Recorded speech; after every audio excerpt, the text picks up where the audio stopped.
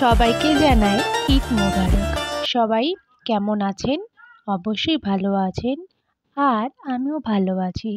কিছু কিছু ফটো ইফতারে আমাদের যেগুলো আয়োজন করা হয়েছিল সেগুলো কিছু কিছু ফটো তোমাদের সাথে আমি শেয়ার করলাম। আর একটা গোলাপ ফুল ফুটেছিল গাছে, সেটাও আমি তোমাদের সাথে শেয়ার করলাম।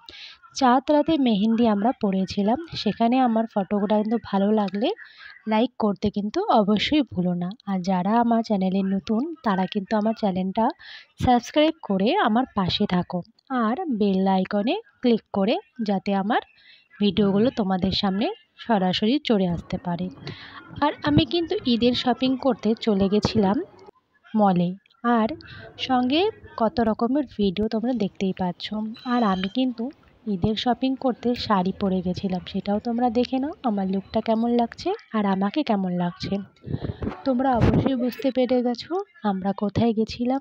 আর এখন চলে এলাম বিধান মার্কেটে।